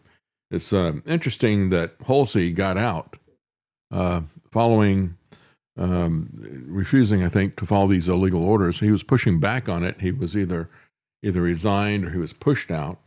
But meanwhile, you've got Dan Kane, who is trying to, who knows if he's trying to warn people about what is happening, or at least covering himself in that regard, saying, we're, as I pointed out yesterday, we are short on allies and ammunition, trying to avoid a conflict with Trump, because that's the one war you don't want to have if you're in Washington, if you're a politician. And many of these generals are basically consummate politicians. They don't want to have a war with Trump. They'd rather go to war and perhaps even lose a war with Iran rather than have one with Trump. It's loyalty over sanity when we look at this war. And then you have Mark Levin. Mark Levin. Why is Tucker Carlson at the White House, right? He's a traitor, he says. Don't talk to me about traitors when it's your son who got Jonathan Pollard to meet with Huckabee. I say Huckabee and Levin and his son are all traitors to America. Maybe it's a different country that they see themselves as citizens of. Levin has pretty much been silent about Jonathan Pollard. Doesn't condemn him, doesn't praise him. But his son is the one who set up this meeting with Huckabee. Huckabee makes no bones about it, and he doesn't make any excuses about it either. So Mark Levin is calling Tucker Carlson a Benedict Arnold, a Father Charles Coughlin. Of course, that's a reference to someone who tried to stop our involvement in World War II. But Mark Levin, again, I don't know how this guy keeps an audience. One of the things that he's done, one of his books, I remember, is Liberty Amendments. He wants to have a constitutional convention. He's a very dangerous individual. If you have a constitutional convention, who is going to be setting the new Constitution? The same people in Washington who won't follow the one we've got now. Do you really want those people writing a new Constitution? To me, it's a really simple question, and it's a full stop. No, absolutely not. Jason Barker, I wonder what the certainty threshold will be when they have autonomous killer drones. That's right. That's right. Guard Goldsmith, Liberty Conspiracy, and of course, Jason Barker at Knights of the Storm. Guard Goldsmith says on Dialogue Works this morning, they mentioned that the Gerald Ford sailors might be doing a soft mutiny whereby they stuff shirts into the sewage system to clog it, to make the ship turn back. Well, that's interesting to think about that. Yeah. Who knows what's happening with all this stuff? Certainly, morale is not good when you have that long a tour of duty. And people are contacting the press and speaking out about that as well at the same time. We're going to take a quick break. We'll be right back.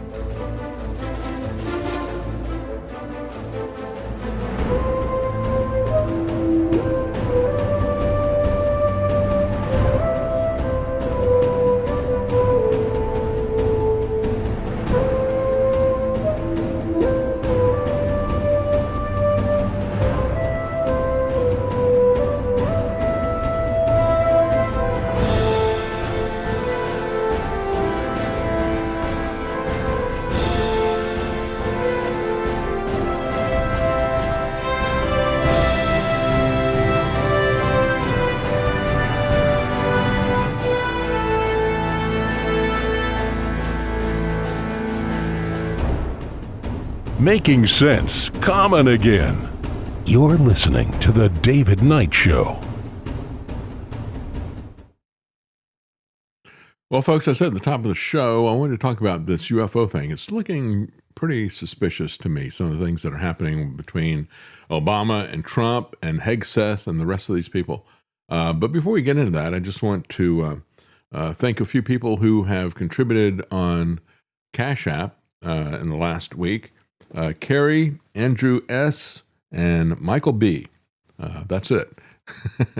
And of course, we get a lot more contributions on Zelle than we do on Cash App. And if you'd like to support the program, we're right now still at about 5/8. We've moved up since we set the gauge there, but it hasn't moved significantly enough to get us to the next level that is there. So again, if you would like to support the show, we would appreciate it if you do. We don't put it behind a paywall, but we make it voluntary. And if you would like to support the show, you can find links to how you can do it. We have Subscribestar, where some people sign up on a monthly basis to support the show. And we have Zelle, Cash App, and an address that you can send a check to if you would like to support the show. You'll find all of that at davidknight.news, as well as links to where you can find the show for free in both audio and video format, both live and archived. So all those links to supporting the show, to hearing the show, to watching the show are right there at davidknight.news. And we really do thank you all for the support. Without you guys, the broadcast would not continue. So thank you all very, very much. And of course, on Subscribestar and Substack, I make sure to post the list of articles covered that day. So if you're looking for that, you can subscribe on Substack or Subscribestar, and you will get all the articles that are covered each day on the show. Okay, that's good, yeah. Well, let's talk about the UFO stuff, because we've had presidents talking about this as well. It was Obama, and then immediately Trump picked up the hint that was out there. This is on the plane after Obama went on in an interview and said, oh, yeah, they're real. UFOs are real. And so Trump was asked a question by the press on Air Force One, and here's what he had to say. Barack Obama said that aliens are real. Have you seen any evidence of non-human visitors to Earth? Well, he gave classified information. He's not supposed to be doing that. So aliens are real? Well, I don't know if they're real or not. I can tell you he gave classified information. He's not supposed to be doing that. Well, he made a big mistake. He took it out of classified information. No, I don't have an opinion on it. I never talk about it. A lot of people do. A lot of people believe it. Do you believe it, Peter? Well, the president can declassify anything that he wants to, so if you want to make an announcement. I may get him out of trouble by declassifying. We know illegal aliens. So there you go. Yeah, part of that is to criticize Obama, but again, by saying, well, he gave you classified information by saying they're real. Except, it's not a question of whether these things are real. It's really a question of how we label it, I think, more than anything else. As a matter of fact, it's not just this that's happening. We got kind of a bipartisan, coordinated movement to push this kind of stuff in the same way they had COVID pushed in a bipartisan way. And I believe that that was completely manipulated.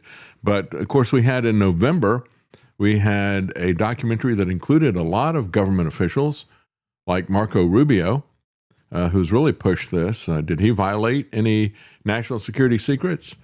So the age of disclosure is what the UFO people have been saying, well, we need to get the government to release all of its information, full disclosure, and tell us what we want to hear. And they're going to do that. The American people are ready to receive the truth.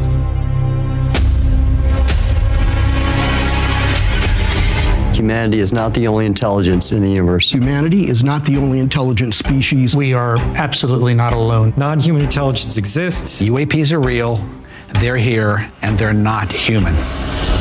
I spent 25 years as a senior official with the CIA. I worked on highly classified UAP program. 28 years as an astrophysicist. I served as the 4th Director of National Intelligence. Director of Aviation Security in the National Security Council. The 1-star admiral after 32 years of service. People that come forward with this, I feel like they've taken their life in their own hands.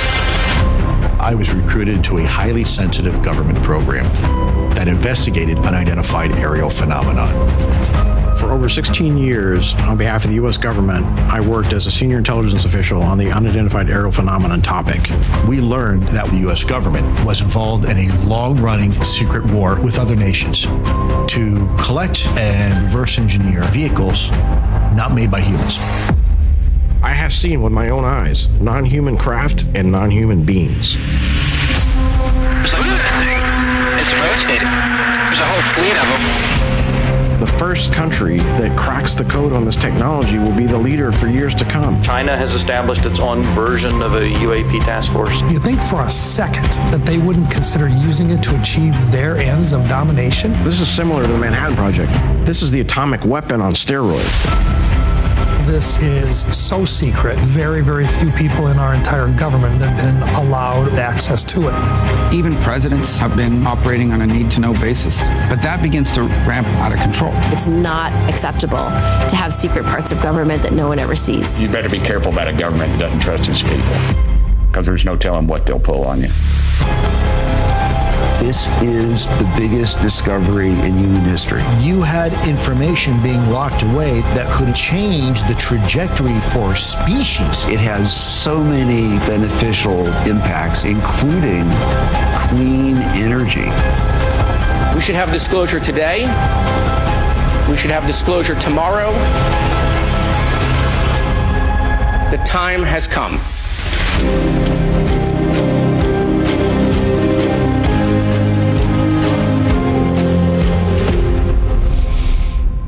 What else you want to know?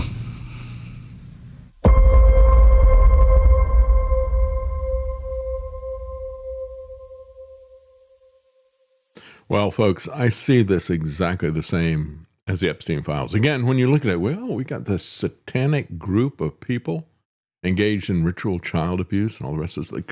The Christian's response ought to be, of course we know that's happening. It is disgusting to see, but of course we know that's happening. And when they tell us we have some unexplained other intelligences out there besides humans, our response ought to be, of course. Of course we know that God is there, and angels and demons, and this is something that Americans, for the most part, many Christians are just concerned about it, embracing it. So it sounds like we are superstitious, ignorant, medieval people if we talk about demons. Well, that is not the case. As a matter of fact, you got all these presidents and politicians talking about it. They're playing all of these hidden reveal games and teasing all of this stuff. As Discern TV points out, Kelly Zucker, something is happening. You can feel it. The headlines are moving too fast. The coordination is too precise. The timing is too convenient. You have Obama saying they're real. You have President Trump then responding saying, well, he violated national security by telling you that. It's not supposed to tell you that. So again, the internet interrupted when Obama said it. Within 24 hours, he walked it back, but the damage was done. The signal had been sent. Days later, Trump announced that he would direct relevant departments to release government files on UFOs, or what they call UAPs, and alien and extraterrestrial life. None of this is a coincidence. This is a coordinated rollout. Did you get a sense of that? I think we can see that. The question is who is managing this reveal and to what end? So from a Christian standpoint, we say, yes, of course. When Paul was talking about demons, he's not talking about primitive mythology.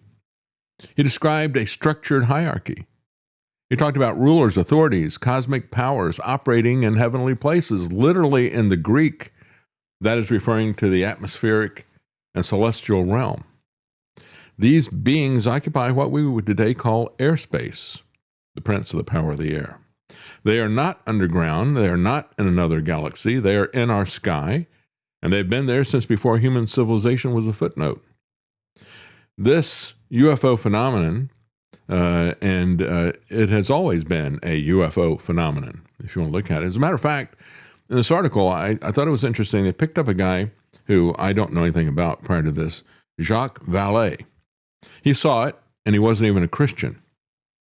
One of the most credentialed and rigorous researchers in UFO history was a French scientist and computer pioneer, Jacques Vallée.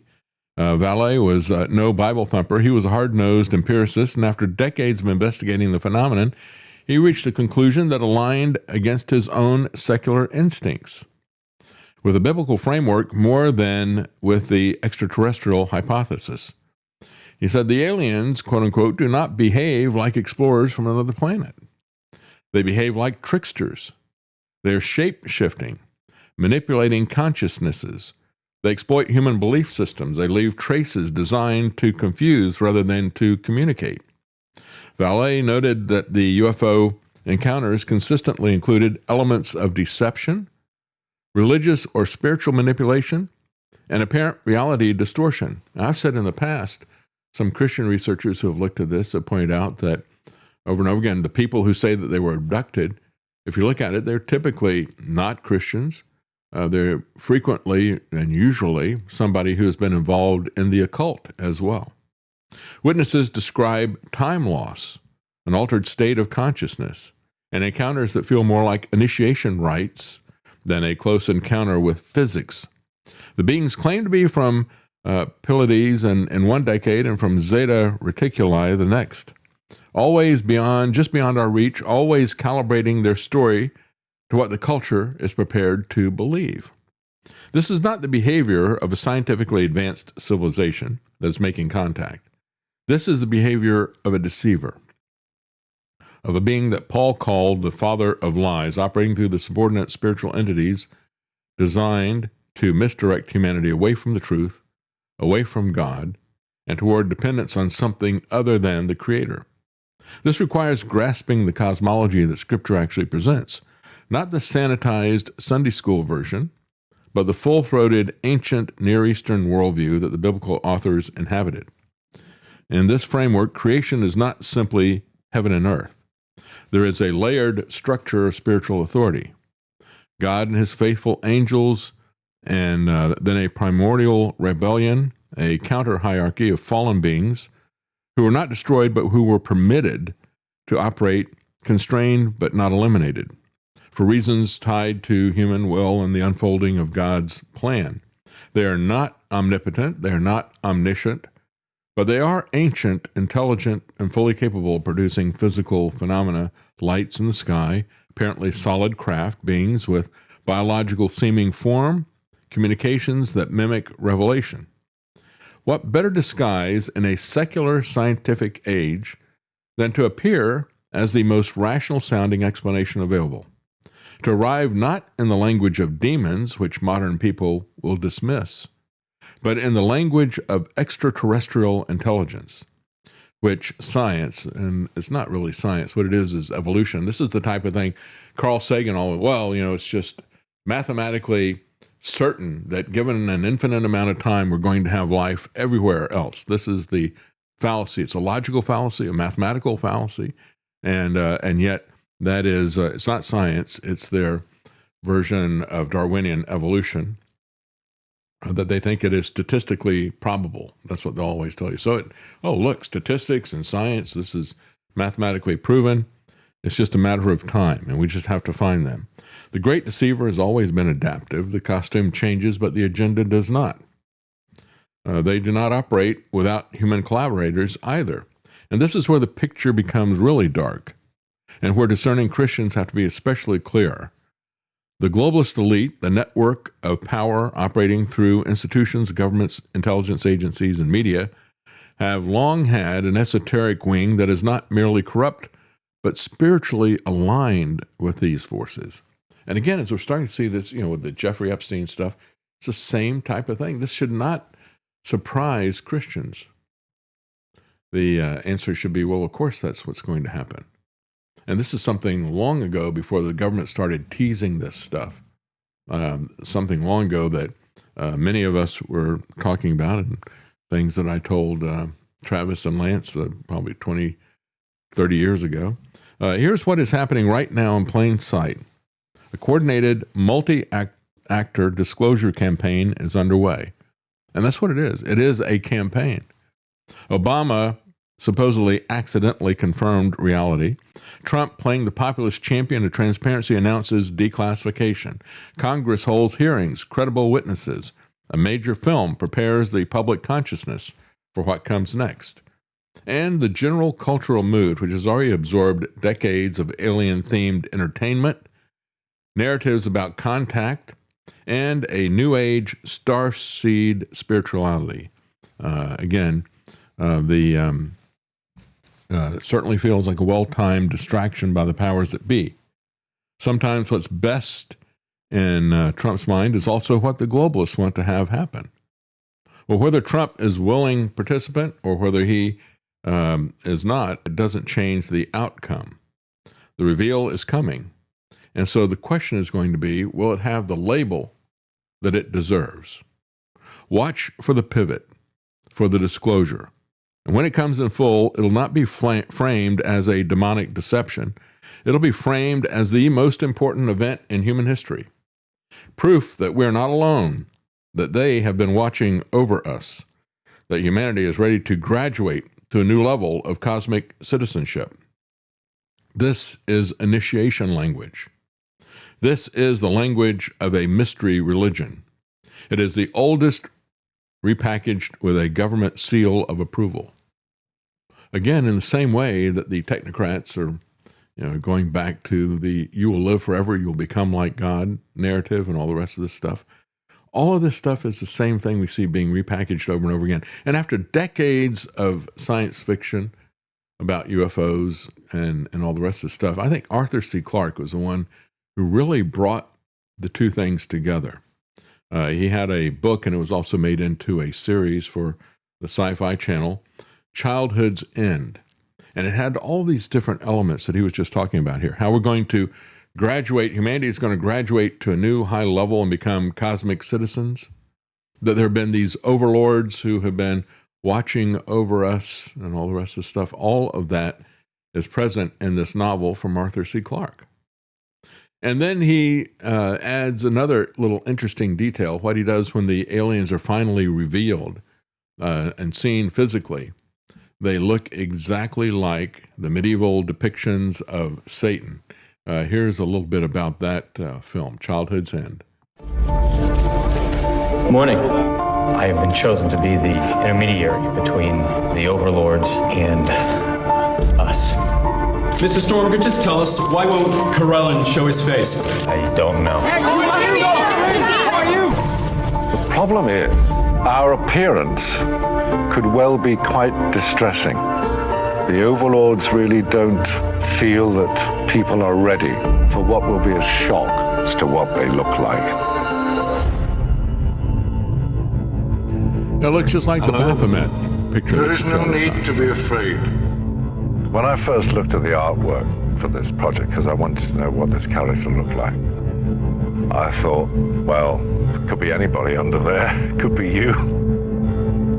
I have contact lenses, I have teeth, I'm covered from head to foot in latex and silica, which takes a very long time to create, I might add, and almost as long to decreate.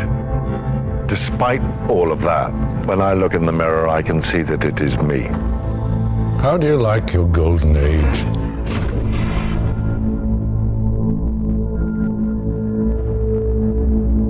This is crazy. You lied! Yeah, so basically what they have is these overlords come and they contact humanity and say, we're going to end wars, we're going to end disease and death and all the rest of this stuff. And then eventually they reveal themselves to look like the depictions of satanic demons from the Middle Ages, and even come from a planet that is full of fire and so forth. And but their purpose is to basically take all the children away. You see how this all folds together with all the globalist elite and their pedophile cults and all the rest of this stuff. And of course, Arthur C. Clarke himself, there are allegations that he was a pedophile in Sri Lanka where he lived, based on an interview that he had with the UK Mirror. He denied it. And then he made comments of a pedophile nature in that article, was why people talked about that. And so when we look at this, in a sense, you have this satanic singularity, don't you? You have all these different threads that you see out there, whether you're talking about transhumanism, or you're talking about Jeffrey Epstein, or you're talking about this UFO disclosure. There is a satanic singularity that is coming. It's not the singularity that the transhumanists talk about, the merging of man and machine. This is the merging of a lot of different threads of satanic narratives. And so they continue on with this. Kelly's article here. What false sign and wonder could be more powerful in this technological age than the apparent arrival or the official unveiling of non-human intelligence? What delusion could more effectively unite a fractured world, more completely redirect spiritual seeking away from God or the Bible, or more comprehensively supply an alternative explanation for coming supernatural events? This has been openly discussed in globalist and New Age circles for quite some time. Werner von Braun's secretary, Carol Rosen, testified publicly that the sequence of manufactured threats was planned to culminate in an alien threat or arrival. And so a Christian who accepts the extraterrestrial framing has not stopped believing in the supernatural. They have simply redirected their awe, their dependence, and their hope toward a counterfeit. That is far more effective spiritual capture than simply atheism. Satan does not primarily seek unbelief. He seeks misdirected belief. Worship aimed anywhere but at the Creator. The faithful must be equipped with the full biblical picture that God created a cosmos populated with intelligent beings at a multiple level of creation, and that a rebellious among those beings introduced evil into the structure of reality, that those fallen beings operate in our physical reality. That is basic Christianity. So the issue is to name it correctly. Obama said they're real.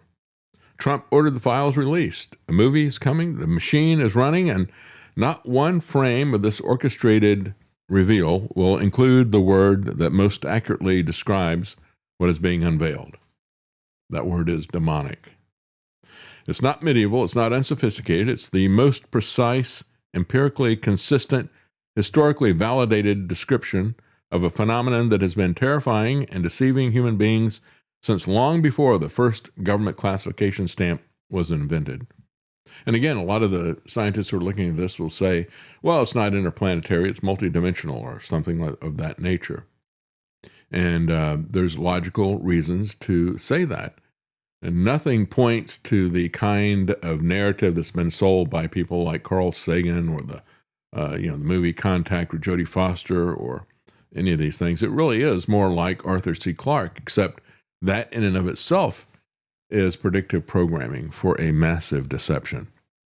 Call it what it is. Warn those around you. Ground yourself and your community in the full counsel of Scripture, not just in the comfortable parts as well. And as we look at this, there's yet another component of this. And that is something that we're seeing increasingly in the halls of government, and that is the move towards psychedelic, mind-altering drugs. At the same time these people are doing their war on drugs, you got people like Rick Perry, who is pushing some of these psychoactive drugs for people who are suffering with PTSD and other things like that.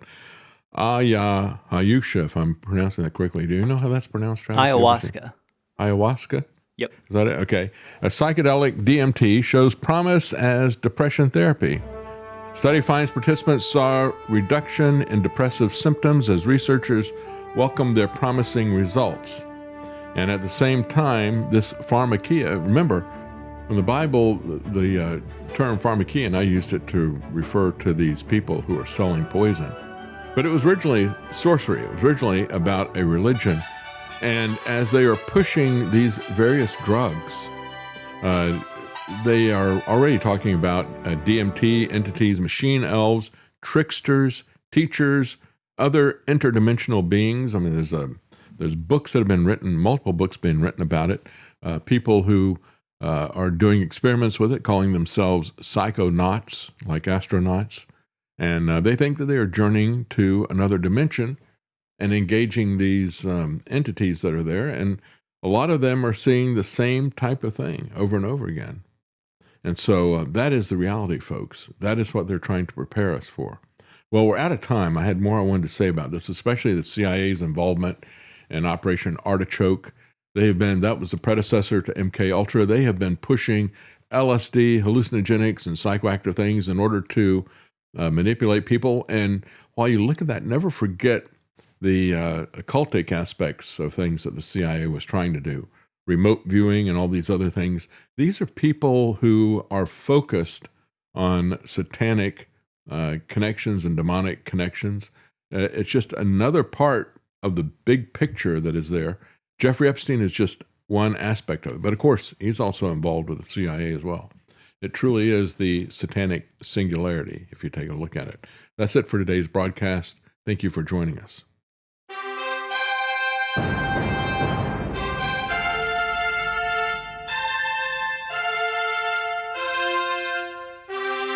The common man.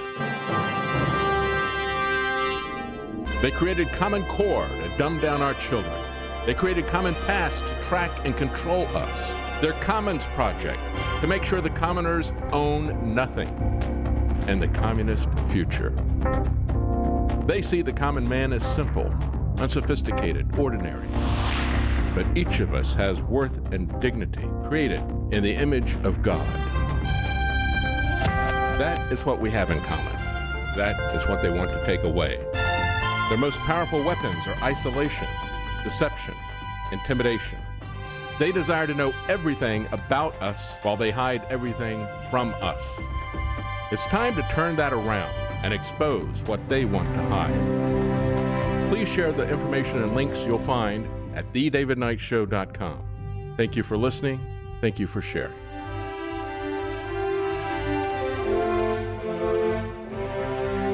If you can't support us financially, please keep us in your prayers.